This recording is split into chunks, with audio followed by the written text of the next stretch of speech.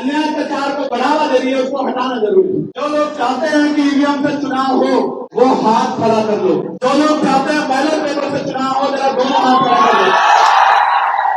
हमारी मांग थी बैलेट पेपर से चुनाव होना चाहिए। अभी वोट चोरी को लेकर भी बहुत बड़ी चर्चा देश में चल रही है। हमारी शक्ति बनाने के लिए अगर हम पे सबसे मजबूत कुछ है तो हमारी वोट। इस वोट में इतनी शक्ति है जिसे चाहे कुर्सी में बिठा दो और जिसे चाहे कुर्सी में उठा के पटक दो, इतनी शक्ति इस वोट में। बैलेट के साथ साथ हमें वोट की रक्षा की तैयारी करनी। बड़े बड़े पैसे वाले, पावर वाले, बड़े बड़े नाम वाले दलों को पटखनी देते हुए आजाद समाज पार्टी ने अपना लोहा मनवाने का काम।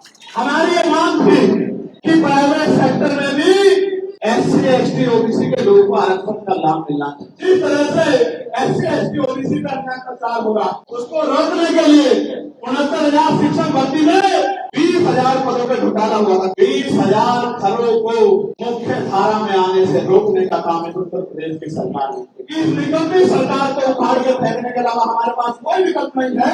और मुस्लिम समाज के भाइयों को भी कहना चाहता हूँ, ना कोई कानून व्यवस्था, ना कोई न्याय व्यवस्था, बस नाम मुसलमान होना चाहिए। फिर गोली भी चलेगी, लाठी भी चलेगी, बुलडोजर भी चलेगा और इनकाउंटर भी होंगे और फिर उस आजादी में भी बुलडोजर चल जाएगा।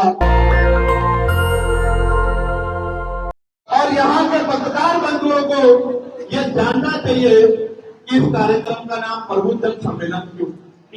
सम्मानित बंधुओं, माताओं, बहनों, नौजवान साथियों, गौर करो, इस प्रदेश में और देश में पहले भी प्रबुद्धजन सम्मेलन होते थे, लेकिन उन प्रबुद्धजन सम्मेलन में एक ही जाति के लोग वक्ता होते थे, एक ही जाति के लोग अतिथि होते थे और बाकी सब लोगों को उनकी बात को सुनने के लिए सामने बिठाया जाता। ये माना जाता था, समझा जाता था कि एक ही जाति के लोग प्रभु हैं। लेकिन भगवान बुद्ध को मानने वाले, जगत गुरु रविदास जी को मानने वाले और संतों गुरुओं महान पुरुषों को मानने वाले हम जैसे अम्बेडकरवादी जब संघी ये मानते हैं, न्यायवादी हम ये मानते हैं कि जब से बाबा साहब अम्बेडकर का संविधान लागू हुआ है तो इस वंचित समाज में भी डॉक्टर, इंजीनियर, IAS, IPS, वकील, जज, प्रोफेसर, शिक्षक, पत्रकार तमाम लोग पैदा हुए, तमाम लोग तैयार हुए हैं और उनकी बदौलत प्रदेश और देश तरक्की के रास्ते पर चल रहा है। आज इस देश के चीफ जस्टिस शेड्यूल कास्ट से आते हैं। आज इस देश की राष्ट्रपति महामहिम हमारी राष्ट्रपति द्रौपदी मुर्मू जी वो आदिवासी समुदाय से आती है। आज इस देश के प्रधानमंत्री जब तीसरी बार उनको सत्ता मिली है वो खुद से कहते हैं कि मैं पिछले वर्ष का था। तो जिस समाज में प्रधानमंत्री हो, जिस समाज से मुख्यमंत्री हो, जिस समाज से राष्ट्रपति हो, जिस समाज से सर्वोच्च न्यायालय के मुख्य न्यायाधीश हो, वो समाज प्रबुद्धजन समाज क्यों नहीं हो सकता, ये मैं सोचना चाहता हूं। और जब मैं देखता हूं कि बाबा साहब अम्बेडकर ने कहा था जिस समाज में 10 डॉक्टर, 10 इंजीनियर, 10 वकील तैयार हो जाएंगे उस समाज के हक अधिकारों को छीन नहीं सकता है। जो चलिए कहते हैं कि एक ही जाति के लोग प्रबुद्ध हैं तो बाबा साहब अम्बेडकर के संविधान को नहीं मानते मेरे भाइयों, वो मनुस्मृति को मानने वाले लोग हैं। मनुस्मृति भी यही बात कहती है और ये दल भी यही बात कहते हैं। अगर कोई समानता की, न्याय की, भाईचारे की और एकता की बात करता है तो वो दल आजाद समाज पार्टी का श्रीराम है। इसके मंच पे आप यहाँ से यहाँ आगे देखोगे तो आपको शेड्यूल कास्ट के लोग भी मिलेंगे, शेड्यूल ट्राइब के लोग भी मिलेंगे, वर्ग के लोग भी मिलेंगे, मुस्लिम भाई भी मिलेंगे, सिख भाई भी मिलेंगे और आपको जान के खुशी होगी कि पिछले 5 साल में आजाद समाज पार्टी ने एक ऐसा आंदोलन उत्तर प्रदेश के अंदर खड़ा किया है कि लोकसभा में हम 2 सीटों पे लड़े थे, 2 सीटों पे। एक सीट जो पश्चिम में लड़ा आजाद समाज पार्टी का ये कार्यकर्ता और दूसरी सीट जो हम डुमरिया में सिद्धार्थ नगर में नेपाल बॉर्डर पे आके लड़े थे। क्योंकि मीडिया ये कहता है, मीडिया का काम है अपने मालिकों के नारे पे हमारे दल की बुराई करना, हमारे दल को छोटा दिखाना, उसका उपहास उड़ाना। तो मीडिया कहता है कि आजाद समाज पार्टी पश्चिम का दल है, पश्चिम में इसकी जड़ें मजबूत हैं, इसलिए हम दूसरा चुनाव जब लड़े लोकसभा का दूसरी सीट पर डुमरियागंज में जाके, तो एक सीट पे हमें 5 लाख से ज्यादा वोट मिले और आपका ये कार्यकर्ता लोकसभा पहुंचा। और दूसरी तरफ डुमरियागंज में 80,000 से ज्यादा मत लेके हमारी पार्टी का प्रत्याशी तीसरे नंबर पर पहुंचा और राष्ट्रीय पार्टी के लोग चौथे 5वें नंबर पर पहुंचे। प्यारे साथियों, ये जंगल में जो मंगल हुआ है, ये इन बहादुर नौजवानों की मेहनत से हुआ है, इनके संघर्ष से हुआ। प्यारे भाइयों, मुझे बहुत सारी बातें कहनी है, लेकिन सबसे पहली बात आपके लिए जिम्मेदारी के तौर पे ये कह रहा हूं कि साथियों, जब इस आंदोलन की शुरुआत हुई थी, हर तीसरा आदमी कहता था कि चंद्रशेखर के साथ नौजवान लोग हैं, युवा लोग हैं।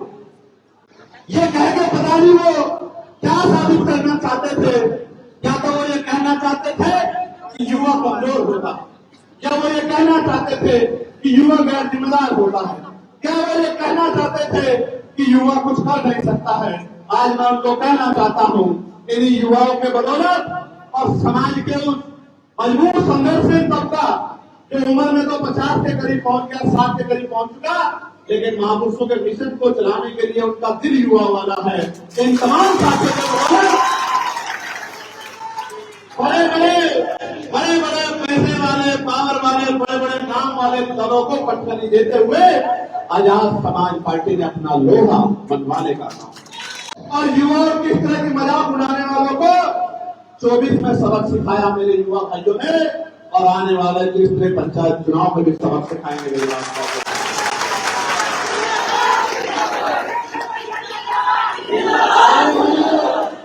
मैं आपसे आग्रह करूंगा कि न ताली बजाना न नारा लगाना, बस मेरी बात पे गौर करना।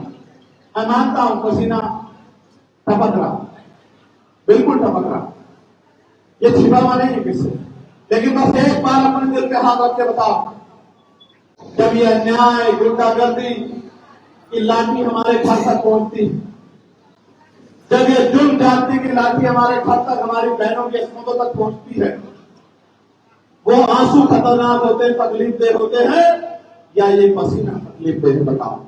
जातिगत गणना हो तो आर्थिक आंकड़ों के साथ हो, उसके साथ साथ मैंने पार्लियामेंट में आपने सुना होगा एक बिल में प्राइवेट मेंबर भी लेके आया था। इस देश में 2% सरकारी नौकरियां हैं। कितने परसेंट? 98% private sector. हमारी ये मांग थी कि प्राइवेट सेक्टर में भी SC, ST, OBC के लोगों को आरक्षण का लाभ मिलना चाहिए। इसलिए मैं पार्लियामेंट में ये प्राइवेट नंबर भी लेके आया कि जिस तरह से निजीकरण बढ़ रहा है, कल आने वाले समय में सरकारी नौकरी खत्म हो जाएगी, तो निजी क्षेत्रों में भी SC, ST के, OBC के लोगों को आरक्षण का लाभ मिलना चाहिए, क्योंकि अभी सामाजिक गैरबराबरी दूर नहीं हुई। ये हमारी मांग है प्रबुद्ध सम्मेलन के जरिए कि भारत की लोकतांत्रिक व्यवस्था में जनता के पास वोट है, वोट से सरकारें बनती है, और इस देश की इकोनॉमी टैक्स बेस्ड इकोनॉमी है, और टैक्स बेस्ड इकोनॉमी में आप ही टैक्स देते हैं।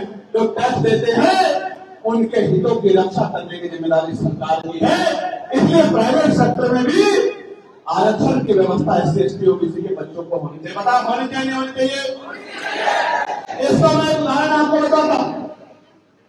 अभी मैं पढ़ रहा था तो मुझे पता लगा कि जो प्राइवेट यूनिवर्सिटियां, बड़ी बड़ी महंगी यूनिवर्सिटियां, उसमें जो परसेंटेज है पढ़ने वाले बच्चों का,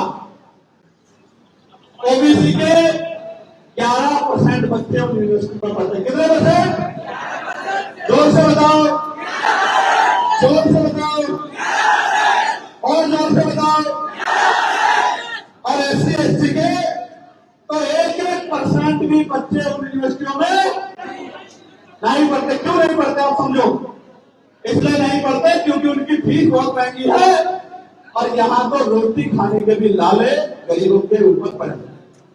आप समझो, लगभग 13% SC, ST, OBC के बच्चे प्राइवेट यूनिवर्सिटियों में पढ़ते हैं और लगभग 87% सामान्य जाति के बच्चे प्राइवेट यूनिवर्सिटियों में पढ़ते हैं।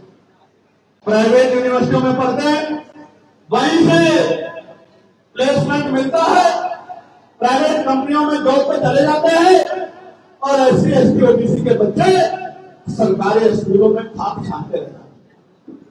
इसलिए मैं कह रहा हूं कि जब तक प्राइवेट सेक्टर में आरक्षण लागू नहीं होगा तो आपके मेहनती बच्चों को भी अवसर इन संस्थानों में नहीं।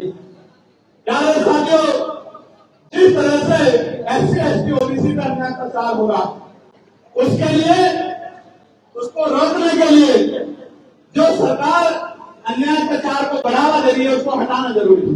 मैं उदाहरण देता हूं, किसी जिले का नहीं, आप ही के जिले का देता। प्रदीप पटेल के साथ क्या हुआ? क्या हुआ प्रदीप पटेल के साथ? क्या हुआ? मछली पकड़ने गया, उसका साथी हाथ जोड़कर आज उसकी जान पकड़ दो, लेकिन पीट पीट के उसको कबो को मार, ये हुआ। और ये छोड़ कैसे मिली? इतना दम कहां से, इतनी शक्ति कहां से आई कि सामंती इस तरह की घटना को अंजाम दे रहे, अपनी गुर्दों को कहने कि पीट पीट के मार देना, डुबो देना, कोई कुछ नहीं कर सकता तुम्हारा। कानून का राज होता तो 1000 बार सोचते, लेकिन कानून का राज तो नेताओं की चौखट पे और सामंतियों की चौखट पे दम तोड़ चुका है। इसलिए मैं एक और उदाहरण देकर बताता हूं। उत्तर प्रदेश में समाज के 47 MLA है, कितने? 47, और मिनिस्टर भी है उत्तर प्रदेश सरकार में, मिनिस्टर, और 10 MP है, तो भी लड़ना पड़ रहा है न्याय के लिए। ये बात कर रहा है कि अगर आप इधर करके सत्ता में शामिल हो जाओगे तो अपने बच्चों के जीवन की रक्षा भी नहीं कर पाओगे, उनको हक की बात दिलाने में दूर की बात। मैं तो उदाहरण देता हूं आपको, 69,000 शिक्षक भर्ती में 20,000 पदों पे घोटाला हुआ था। कितने पदों में? कितने पदों में? कितने पदों में? 20,000 खरों को मुख्य धारा में आने से रोकने का काम है उत्तर प्रदेश की सरकार ने किया। 5 दिन तक आंदोलन करता रहा मैं, 5 दिन तक आंदोलन करता रहा मैं लखनऊ में। तब जाके 6,800 नौकरियां जारी की गई और बाद में उन 6,800 नौकरियों के खिलाफ भी सरकार कोर्ट चली गई और वो 6,800 नौकरियां भी लटकाने का काम इस सरकार ने। मैं बात आपको इसलिए बता रहा कि 47 MLA उस समय थे, मिनिस्टर थे कुछ उनमें से, लेकिन वो सारे मिलकर भी 20,000 परिवारों को न्याय नहीं दिला पाए। इक्के दुक्के परिवार की जिंदगी का क्या मोल है उनकी नजरों में। इसलिए मैं आपको कहना चाहता हूं कि इस निकलती सरकार को उखाड़ के फेंकने के अलावा हमारे पास कोई विकल्प नहीं है कि हम अपने लोगों के जान की रक्षा करें। प्यारे साथियों, लगातार आप देख रहे हैं कि बाबा साहब अम्बेडकर ने अपने बच्चों की कुर्बानी देकर जिस आरक्षण व्यवस्था को लागू कराने का काम किया, जिसकी वजह से मेरे पिताजी प्राइमरी स्कूल के मास्टर बने और जिसकी वजह से मैं लोकसभा का सदस्य बना, उस आरक्षण में लगातार खतरा मंडरा रहा है। और मुस्लिम समाज के भाइयों को भी कहना चाहता हूं, ना कोई कानून व्यवस्था, ना कोई न्याय व्यवस्था, बस नाम मुसलमान होना चाहिए। फिर गोली भी चलेगी, लाठी भी चलेगी, बुलडोजर भी चलेगा और इनकाउंटर भी होंगे। और फिर उनके ख्याल में चाहे जैन हो, चाहे बौद्ध हो, चाहे सिख हो, चाहे ईसाई हो, मुसलमान उनकी धार्मिक आजादी में भी जो आजादी संविधान ने दी है, उस आजादी को भी पानी में डुबो दिया जाएगा, उस आजादी में भी बुलडोजर चल जाएगा। इसका उदाहरण जो है कि जो परंपरागत कार्यक्रम होते आ रहे थे, वो सारे परंपरागत कार्यक्रम रोकने का काम इस सरकार ने कर दिया। मैं आपको विश्वास दिलाकर कहता हूं, एक बार मौका आजाद समाज पार्टी को दो। आपकी मस्जिदें, आपके खानकाएं, आपके कब्रिस्तान, आपके अन्य धार्मिक स्थलों की सुरक्षा की गारंटी आजाद समाज पार्टी देगी। आपको न्याय दिलाने की गारंटी आजाद समाज पार्टी। प्यारे साथियों, एक आखिरी मांग जो हम लोग लंबे समय से पहले दिन से उठा रहे, मैं ये जानना चाहता हूं, बाबा साहब अम्बेडकर के द्वारा जो वोट का अधिकार दिया गया है, आप इसकी शक्ति को समझते हो नहीं समझते हो? जोर से बताओ, समझते हो नहीं समझते हो? तो ये बताओ, जो लोग चाहते हैं कि ईवीएम से चुनाव हो, वो हाथ खड़ा कर लो। जो चाहते हैं ईवीएम से चुनाव हो, वो से सुन लो, कान खोलकर सुन लो। ऐसा ना हो आप गलत दिशा में हाथ उठा दो। जो लोग चाहते हैं ईवीएम से चुनाव हो, वो हाथ खड़ा कर ले। अच्छा, एक आधा है मीडिया के भाइयों, देख लो, वो भी गुमराह होकर उठाना, उसकी समझ में नहीं आ रहा होगा। और इसको सत्यता करवा देता हूं अभी। जो लोग चाहते हैं बैलेट पेपर से चुनाव हो, जरा दोनों हाथ खड़ा कर दो, नीचे कर दो हाथ, बैठ जाओ अपनी जगहों पे, नीचे हाथ करके। ये कहना था मैं आपसे कि आजाद समाज पार्टी, भाई ये बच्चे बैठो साल, अगर एक भी खड़ा दिखा मुझे ना तो फिर देख लेना अगले दिन तक नीचे बैठो, जमीन पे बैठो। तुम लोग सब सोच प्राप्त किए थे, सब नीचे बैठो। इसको विवेक को मालूम क्या नहीं।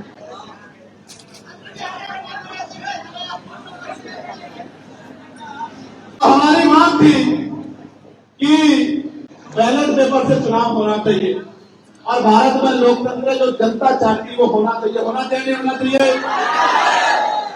जब हमने इस मांग को उठाना शुरू किया, तब फिर इस मांग को तेजी से लोगों ने स्वीकार करना शुरू किया।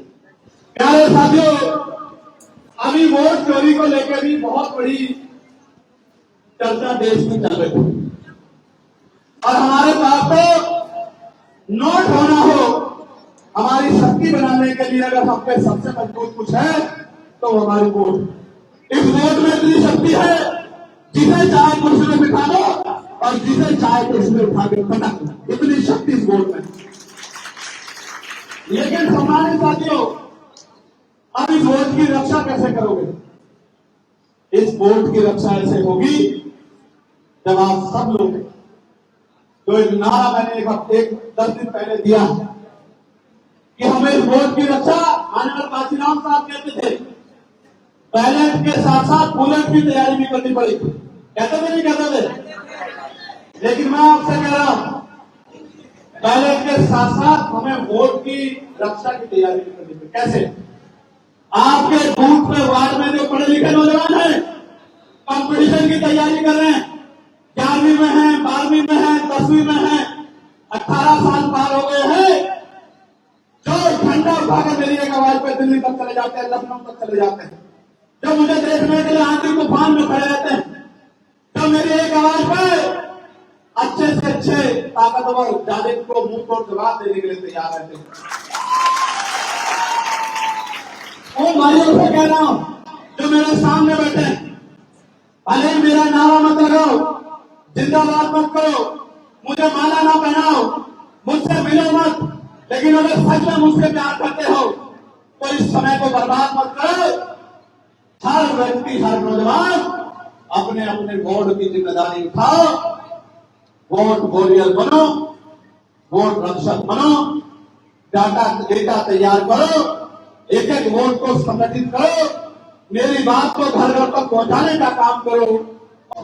जब तक हम पे ताकत नहीं आएगी, किसी भी तरह का परिवर्तन वो शक्ति से होता है और शक्ति सत्ता में है। जब तक सत्ता हमारे पास नहीं होगी, न हम जान माल की रक्षा कर सकते हैं, न आपको इज्जत सम्मान का जीवन दिलाने का जो संकल्प लेके हम लोग दिल में चल रहे हैं, उस संकल्प को पूरा कर सकते हैं।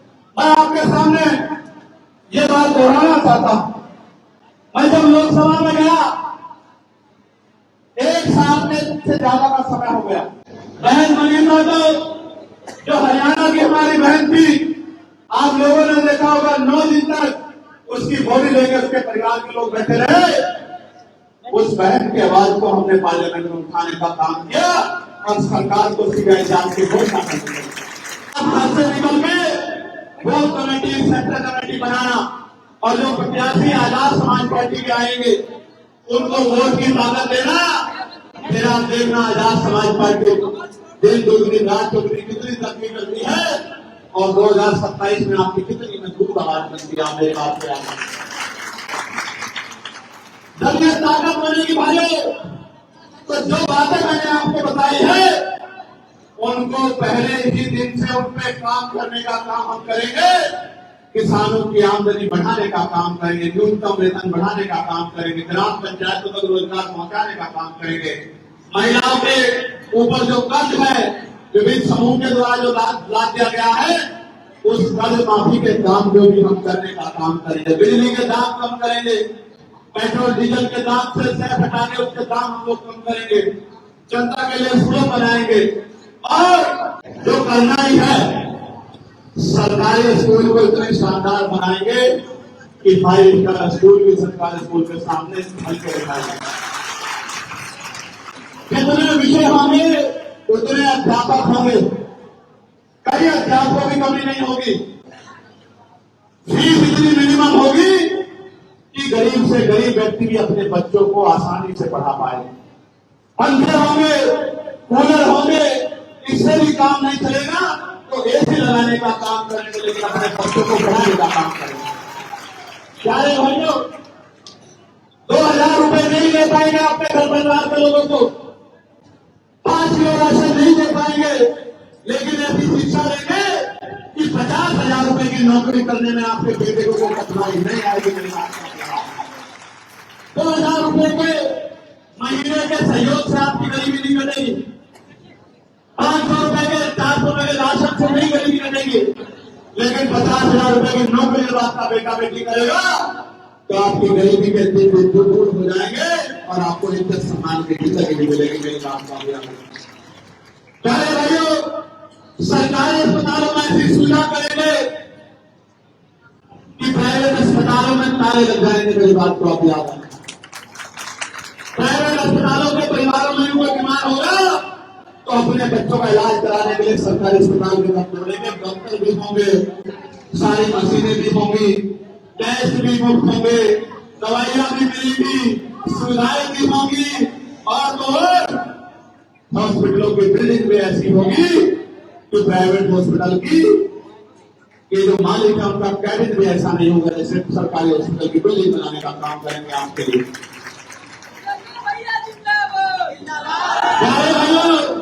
आज जो जुल्म अत्याचार की लाठियां आपकी जो उठती है, बहन बेटियों की जो उठती है, वचन देकर कह रहा हूं आपको, नोट कर लो, इतनी अच्छी कानून व्यवस्था बनाएंगे किसी सामंती की हिम्मत नहीं पड़ी किसी गरीब की बच्ची की तरफ आंख उठा के देखने में। बात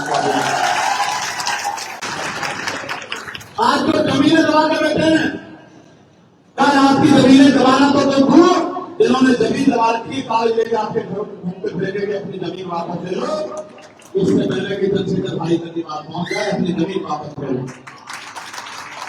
और अन्याय अत्याचार करना तो बहुत दूर की बात हो जाएगी। अन्याय अत्याचार करने वाले प्रदेश छोड़ के भाग जाएंगे, इस बात का भी मैं आपको विश्वास दिलाता हूं। अगर कोई उत्तर प्रदेश में रहेगा तो कानून के राज को सर माथे माफ कर रहे हैं। प्यारे भाइयों, महिलाओं को रोजगार घर पे पहुंचाने का काम करेंगे, पढ़े लिखे नौजवानों को रोजगार से जोड़ने का काम करेंगे, पुरानी पेंशन को 500-700 रुपए से बढ़ा के कम से कम 2100 वृद्धा पेंशन को 2100 रुपए वृद्धा पेंशन करने का काम करेंगे। आशा आंगनबाड़ी बहनों को, भोजन माताओं को रोजगार, ग्राम रोजगार सेवकों को, पंचायत सहायकों को कम से कम 21,000 रुपए का वेतन दिलाने का काम करेंगे। इस बात का भी मैं आपको विश्वास दिलाऊंगा। जितने संविधान ठेकेदारी के कर्मचारियों को पक्का करने का काम करेंगे और सरकारी मुलाजिमों के बराबर तनख्वाह देने का काम करेंगे। इस बात का भी आपको विश्वास दिलाऊंगा। लेकिन यह तभी होगा कि नगीना की तरह आप भी अपने मन में संकल्प कर लो कि हमें आजाद समाज पार्टी अपनी पार्टी को ताकत देनी है। अगर मेरे अकेले से मत पड़ता, क्योंकि लोकतंत्र बहुमत का नाम है, तो मैं अकेला इस काम को कर देता। अभी तो मैं अकेला लड़ रहा हूं। क्या इस बार आने वाले 30 पंचायत चुनाव में अपने दल को मजबूत करोगे नहीं करोगे बताओ? नहीं, सारे हाथ नहीं उठ रहे हैं। दोबारा से उठाओ, एक बार सबको देखूंगा। नेशनल दस्तक की आपसे गुजारिश है कि अगर इसको बचाना चाहते हैं तो नेशनल दस्तक को सब्सक्राइब करने के लिए रेड कलर के सब्सक्राइब बटन को दबाएं, फिर बेल आइकन की घंटी दबाएं। नेशनल दस्तक को बचाने के लिए बहुत जरूरी है कि हर खबर को शेयर करें, लाइक करें, कमेंट जरूर करें।